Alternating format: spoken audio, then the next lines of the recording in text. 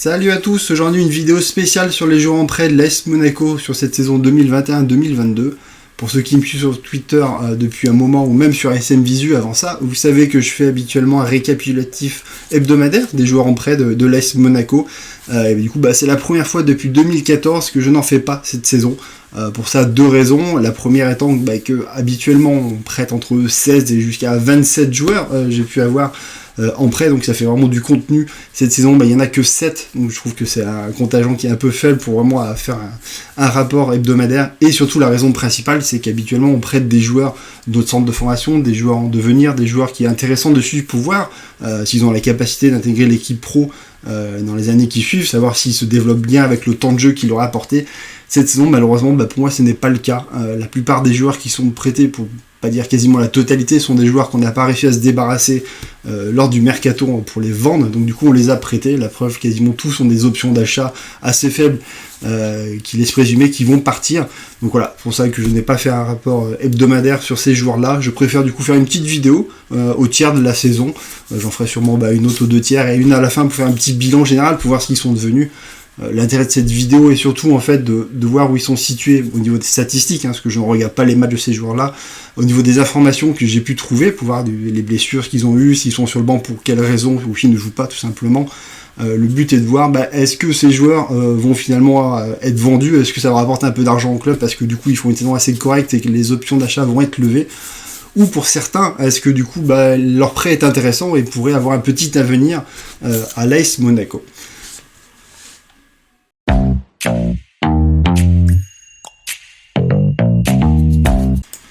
Jean-Eudes Daoulou sera donc le premier joueur sur lequel nous allons parler. Ça tombe bien, c'est un joueur qui est habitué au prêt pour commencer.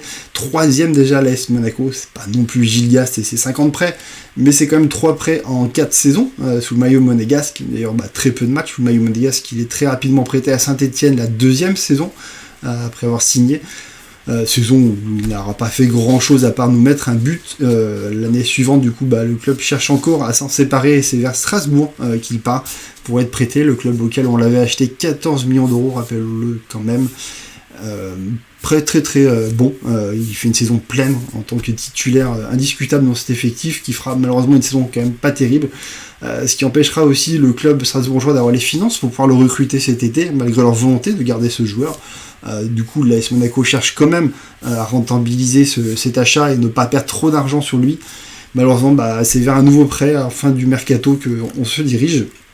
Et du coup, c'est avec une option d'achat obligatoire que Aoulou a été prêté à Strasbourg pour un montant de 3 millions. Donc on est très loin des 14 quand même qu'on a pu le prêter. J'ai essayé de chercher, de trouver quel était le contrat exact pour savoir qu'est-ce qui ferait lever l'option d'achat automatiquement. J'ai pas trouvé. Donc logiquement, c'est une vingtaine ou 25 matchs qu'il faut aux joueurs pour que ce soit automatiquement levé et qu'on puisse toucher ces 3 millions. Et du coup, tourner un peu la page Aoulou. Cette saison, justement, à Aoulou, c'est quand même pas terrible non plus. Strasbourg fait un début de saison un peu compliqué avant de se reprendre, et même du coup de passer devant Monaco. Ils sont actuellement 8e. Aoulou n'est pas titulaire indiscutable comme ça a été le cas la saison d'avant, seulement 5 matchs en tant que titulaire, 5 autres où il débutera sur le banc.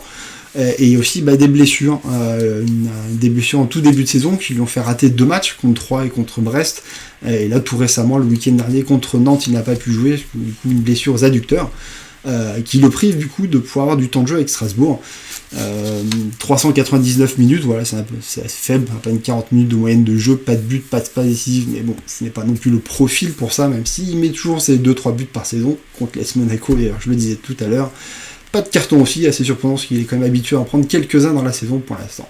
Alors, en tout cas, voilà, ce qu'on peut dire, c'est que pour l'instant, il n'y a quand même pas énormément de matchs, 10 seulement, à voir quelle était vraiment la clause libératoire, si c'est un nombre de matchs joués, si c'est un nombre de matchs en tant que titulaire joués, ça pourrait compter. On a fait le tiers de la saison, 10 matchs, pas non plus énorme pour l'instant, espérons du coup qu'il ait un peu plus de temps de jeu, qu'on puisse, comme je le disais tout à l'heure aussi, tourner cette page à Aoulou.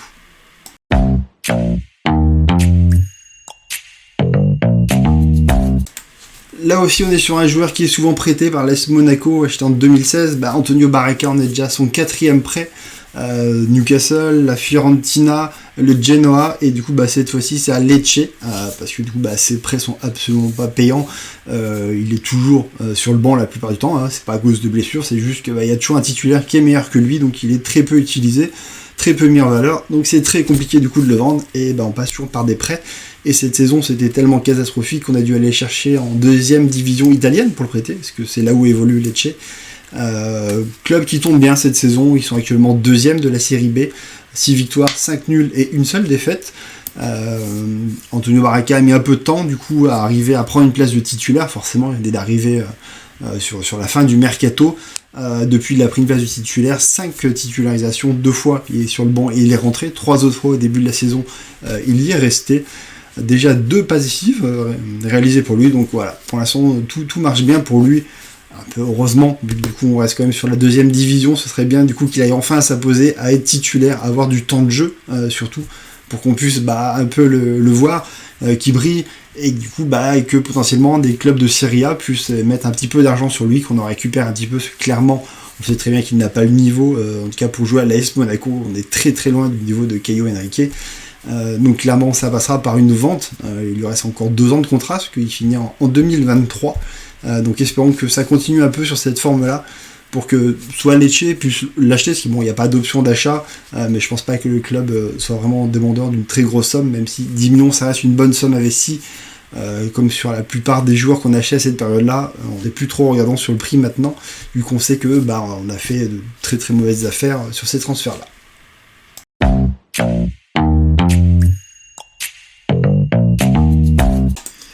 Acheté en 2018 pour 20 millions d'euros, rappelons-le quand même, à Tonton Olas, qui avait des difficultés avec la DNCG. Du coup, on allait chercher une de ses pépites de son centre de formation, qui avait très très peu de temps de jeu en équipe première à ce moment-là. Du coup, il arrive pour une somme très très importante, avec de grands espoirs fondant en lui. Malheureusement, c'est surtout à l'infirmerie qui va étaler son talent sur les 2 premières saisons, malheureusement pour nous. La saison dernière, il a eu beaucoup plus de disponibilité pour le coach. Kovac a d'ailleurs utilisé en début de saison assez régulièrement. Résultat un peu moyen sur le début de la saison avant de s'effondrer complètement et de disparaître quasiment du groupe sur la fin de la saison. Son fait d'armes aurait été de mettre un but, très intéressant d'ailleurs, ce but contre Nantes, club auquel il est prêté cette saison. Ça a pu être un prêt très très intéressant à suivre, parce que ça reste un jeune joueur qui a du talent, et du coup voir comment il peut évoluer dans une équipe qui lui donnera un peu plus de temps de jeu, voir du coup s'il peut revenir en forme à l'AS Monaco et du coup prétendre à autre chose, comme on a pu le faire avec Diop ou avec Isidore plus récemment. Et malheureusement non, c'est pas le cas, parce qu'il y a cette petite option d'achat pour 6 millions d'euros qui laisse clairement comprendre que le club ne se compte plus sur lui, cherche à le vendre maintenant. Ils n'ont pas réussi cet été à le vendre, forcément, avec seulement 17 matchs en 3 saisons à l'AS Monaco. C'est dur de vendre ce jour-là, sachant que le club là aussi n'a pas voulu perdre trop d'argent, en ayant déjà investi 20 millions sur lui. C'est assez compliqué de le vendre ou le céder quasiment gratuitement. Donc voilà, il y a quand même 6 millions qui étaient fixés comme option d'achat du côté de Nantes. Cette saison à Nantes, du coup il arrive très tardivement aussi. Il n'a jamais été titulaire, à chaque fois il est entré en jeu pour jouer une demi-heure, 15 minutes, quasiment à tous les matchs, quand même, très très rarement il est resté sur le banc, 2 fois pour être exact. Il est absent 2 fois sur les derniers matchs assez récemment. Il est revenu de sa petite blessure du coup contre Montpellier le week-end dernier. Là encore, quelques petites minutes de temps de jeu. Pour l'instant, pas de but, passe décisive. Pour un joueur qui joue uniquement ailier droit, qui pour moi n'est pas forcément sa meilleure position, même si dans sa formation c'était un ailier qui était plutôt intéressant. Ces dernières années de blessures font qu'il a énormément perdu en vitesse, je trouve. Et du coup il est même plus intéressant en tant qu'attaquant de pointe. Voilà, c'est mon avis, mais en tout cas pour l'instant à Nantes c'est plutôt en tant qu'ailier qu'il est utilisé, sans statistiques pour l'instant. Espérons du coup que sur la suite de la saison il réussisse à faire un peu plus de statistiques, un peu plus de se montrer, pour là aussi, comme ça va être le cas sur pas mal de joueurs, je vais le dire, qui puissent du coup être vendus, qu'on puisse tourner la page. Ça va être aussi une expression que je vais utiliser souvent, parce que quand même pas mal de joueurs qu'on cherche à se débarrasser, et ça passe forcément par une belle saison où ils se montrent, pour que soit Nantes l'achète pour 6 millions d'euros, ce qui reste un prix assez haut je pense pour les Nantais. Faut vraiment qu'il fasse une très grosse saison pour qu'il coche cette option, ou sinon un autre club qui puisse voir qu'il est assez loin de ses blessures maintenant, qu'il est capable du coup d'enchaîner des matchs et de faire quelques petits résultats. Ça reste un très très jeune joueur qui a encore du coup du temps du contrat encore à l'AS Monaco, rappelons-le. Donc voilà, espérons qu'il du coup réussisse à faire une saison plutôt un peu plus complète, parce que 95 minutes au tiers de la saison ça reste quand même très très faible.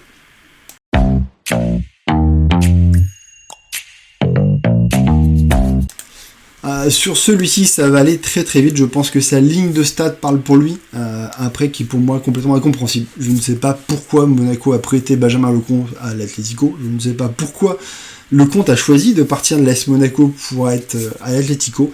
De ce qu'on a pu comprendre, du coup, il acceptait pas trop la concurrence avec Noble. Peut-être qu'il a l'air d'avoir compris, du coup, que celui-ci allait prendre la place de titulaire et qu'il allait être, du coup, remplaçant. Du coup, devant cette concurrence, il a préféré aller à l'Atlético pour avoir une concurrence encore plus rude, vu qu'Oblak est vraiment le gardien titulaire indiscutable de l'Atlético, qui va ne lui laisser que peut-être des petits matchs de Coupe du Roi. Je pense pas qu'il a la possibilité de jouer autre chose, donc du coup, c'est une saison blanche pour lui, qui ne pourra pas progresser, pas continuer du coup, sachant qu'il lui reste du contrat jusqu'en 2024 à l'AS Monaco, donc ce sera forcément un retour la saison prochaine, parce qu'il n'y a pas d'option d'achat du côté de l'Atlético pour ce gardien. Sa saison, de toute façon, il y a eu 15 matchs où il a eu la capacité de jouer avec l'Atlético, 15 matchs qu'il a passé sur le banc, parce que Oblak était titulaire, il n'y a pas de troisième gardien non plus dans l'effectif pro de l'Atlético, hein. Les autres gardiens sont dans l'équipe réserve, du coup à chaque fois c'est lui aussi qui est sur le banc.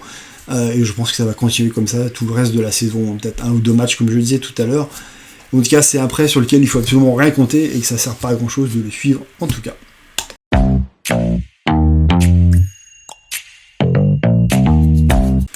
Si un prêt qui est intéressant à suivre cette saison, c'est celui-ci, celui d'Anthony Musaba qui est prêté une saison sans option d'achat à Ereven. C'est surtout ça qui est important, c'est qu'il n'y a pas d'option d'achat. Parce que ça reste un jeune joueur qu'on a recruté seulement la saison dernière pour 2,5 millions d'euros. Joueur qu'on a prêté au Cercle de Bruges l'année dernière, où il fait une saison pleine, 31 matchs, 6 buts, 3 passes décisives, pour un joueur qui a surtout performé sur le tout début de saison, où il était titulaire, avant de petit à petit basculer sur le banc et avoir moins de temps de jeu. Des retours qu'on a pu avoir, voilà, c'était un joueur qui était très individualiste, qui avait du mal un peu à lever la tête, qui s'entêtait dans ses dribbles, qui ne voyait pas forcément des partenaires qui étaient mieux placés que lui. Donc du coup c'est ce qui lui a valu petit à petit de perdre sa place, surtout quand il y a eu le changement de coach du côté de Bruges, qui a fait du bien au club, qui leur a permis de remonter au classement. Malheureusement ça s'est fait sans Anthony Musaba. Cette saison l'AS Monaco a choisi de le reprêter encore une fois pour qu'il puisse avoir du temps de jeu, qu'il puisse continuer à progresser, parce que ça reste un très très jeune joueur actuellement. Ereven du coup 12e du classement actuel sur 18 clubs, début de saison un peu compliqué, il est arrivé en étant malade et absent du coup du premier match, sinon tous les autres matchs il les a joués en tant que titulaire la plupart, 7 matchs en tant que titulaire, 3 fois en sortie de banc. À noter qu'il est tout le temps ailier droit, alors que la saison dernière du coup il a joué à droite, à gauche, un peu des fois en deuxième attaquant. Cette saison du coup il est plutôt cantonné au même rôle. Voilà, pas de statistiques pour l'instant. Si la saison dernière il avait rapidement pu mettre des buts assez importants même pour Bruges, pour l'instant le compteur est plutôt vide en 509 minutes, pas de but, pas de passe décisive, 2 cartons jaunes à noter quand même. Voilà, donc il faut espérer du coup qu'il arrive un peu plus à libérer son jeu, qu'il puisse inscrire des buts, parce que ça reste un joueur très offensif, très remuant, très vif, très dribbleur, même si du coup pas mal de déchets dans son jeu encore pour l'instant. Pour que du coup l'AS Monaco puisse en bénéficier, d'avoir un bon joueur pour la saison prochaine, peut-être dans les saisons un peu plus lointaines, il faut du coup que dans les championnats un peu plus secondaires, il puisse s'imposer, puisse arriver à mettre pas mal de buts et des passes décisives, parce qu'on peut le voir du coup avec Boadou. C'est pas garanti que même en réussissant bien dans les championnats des Pays-Bas, d'arriver du coup à s'imposer après en Ligue 1, donc il faudra déjà commencer à s'imposer dans ce championnat avant de revenir en Ligue 1 et à l'AS Monaco.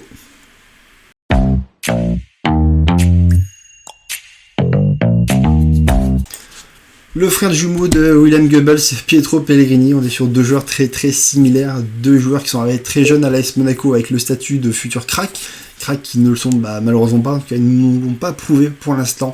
Ils ont surtout passé tous les deux beaucoup de temps à l'infirmerie, ont ensuite eu très très peu de temps de jeu avec l'AS Monaco. Là il y en a un peu plus avec Pellegrini, c'est 23 matchs, 2 buts et une passe décisive quand même, mais du coup c'est 25 millions d'euros. Du coup voilà, on a droit à un petit bonus pour les 5 millions d'euros payés en plus pour ce jour-ci. Là aussi c'est un prêt avec option d'achat, 6 millions d'euros, pareil, du coup la carotte est très très grosse, qu'on a payé 25 millions d'euros ce jour-ci, mais voilà, ça ne joue pas, c'est blessé, c'est encore blessé cette saison comme vous pouvez le voir, il y a déjà 3 blessures sur le peu de matchs qu'il aurait pu jouer cette saison au Milan AC, il est déjà blessé, donc ça va être très très compliqué de s'en débarrasser et d'arriver à gagner un petit peu d'argent sur ce joueur, mais du coup pas en perdre, parce que forcément on va pas en gagner par rapport aux 25 millions d'euros.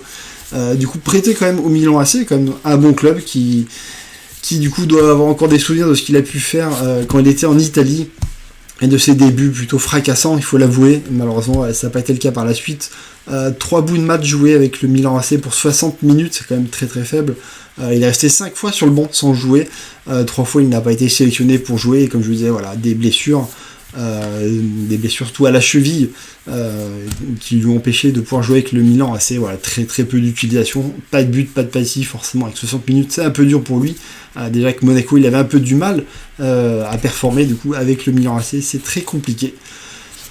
Maintenant, qu'est-ce qu'on peut lui souhaiter ? D'arriver un peu plus à s'imposer, à retrouver son jeu dans un championnat qu'il connaît bien, du moins qu'il a connu quand il était très jeune, en espérant du coup que le Milan AC puisse aller mettre cette petite option de Simeone, qu'on arrête de penser à ce joueur qui aurait pu devenir vraiment très très intéressant. On a été tous hypés quand il est venu au club, forcément.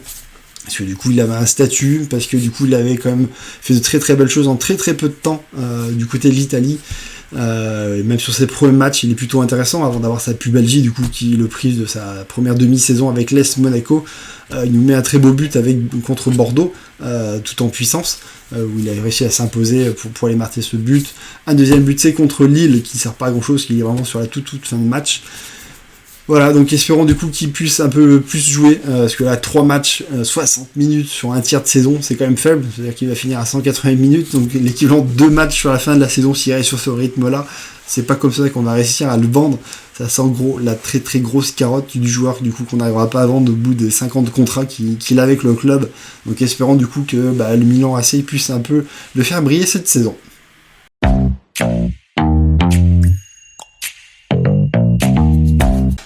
Et on finit du coup avec un dernier joueur prêté, Arthur Zagreb, prêté cette saison avec option d'achat de 5 millions d'euros à Utrecht, le club du coup de Moussa Sylla, si vous ne le savez pas, du coup depuis qu'il a quitté l'AS Monaco, c'est là-bas du coup qu'il est actuellement. Pour la petite information, 12 matchs, 3 buts, 2 passifs pour Moussa Sylla cette saison, plutôt une bonne saison. C'est pas forcément le cas d'Arthur Zagreb, qui du coup a signé à l'AS Monaco pour 10 millions d'euros depuis le PSG, qui venait du coup de mémoire de supprimer son équipe réserve à ce moment-là, donc du coup il y avait pas mal de joueurs qui voulaient se séparer. Arthur Zagreb en faisait partie, l'AS Monaco a souhaité miser sur lui. Ça s'est pas forcément bien passé sur ses débuts à l'AS Monaco, du coup on l'a prêté à Dijon l'année dernière, en espérant qu'il ait du temps de jeu dans un club du coup qui était plutôt dans le bas du classement, logiquement de la Ligue 1, qui du coup était vraiment tout en bas. Et malgré ça, il n'a pas eu de temps de jeu, 3 matchs seulement joués avec Dijon, et encore c'est vraiment sur la fin, quand le club était sûr d'aller en Ligue 2, du coup qu'il a eu du temps de jeu. 2 années de prêt étaient prévues à Dijon, mais du coup voilà, il n'a pas poursuivi l'aventure en Ligue 2.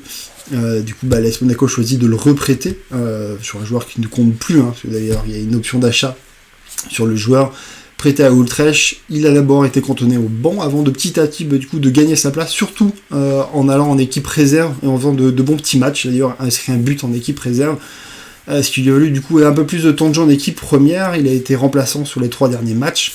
Il est rentré en jeu, plutôt s'il était remplaçant sur le banc, mais là il est rentré en jeu, il a même inscrit un but, son premier but en pro, d'ailleurs, faut le noter, sur le week-end dernier. Donc voilà, donc un joueur qui petit à petit est en train de trouver sa place dans ses effectifs. On peut espérer du coup peut-être des titularisations pour la suite. En tout cas, voilà, s'il peut arriver à faire une bonne petite saison, ça peut être sympa. Il a eu 2 petites blessures, mais c'était vraiment au tout début quand il est arrivé au club, donc voilà, rien d'alarmant pour l'instant pour lui. Espérons du coup qu'il fasse une bonne saison. Si on arrive à le vendre 5 millions d'euros, ce sera déjà très très bien. Si l'option d'achat est élevée ou qu'un autre club souhaite l'acheter vers ces montants-là, ce sera bien, parce que voilà, comme à peu près tous les autres joueurs que j'ai cités dans cette vidéo, c'est des joueurs sur lesquels on a misé pas mal d'argent et sur lesquels on ne compte absolument plus. Maintenant, ce qu'il faut, c'est pas essayer de rentrer dans nos sous, parce qu'on n'y arrivera jamais. C'est surtout du coup de récupérer un petit peu d'argent pour du coup miser sur des joueurs qui seront un peu plus intéressants. Voilà, en tout cas, c'était ma vidéo sur les 7 joueurs prêtés cette saison, ou un tiers de la saison. Du coup, je referai un petit bilan au mois de mars, sûrement qu'on aura fait les 2 tiers, voir quels sont les joueurs du coup qui ont atteint un peu plus des objectifs qu'on a pu se fixer dans cette vidéo, en espérant du coup, comme je disais, le seul espoir c'est de Musaba qui fasse une bonne saison pour être potentiellement là à l'AS Monaco la saison prochaine. Sinon le reste des joueurs, ce sera forcément de la vente pour récupérer de l'argent et du coup investir l'été prochain dans des joueurs un peu plus intéressants que ces joueurs-là qui malheureusement n'ont pas fait grand-chose sous notre maillot ou même quand ils ont été prêtés.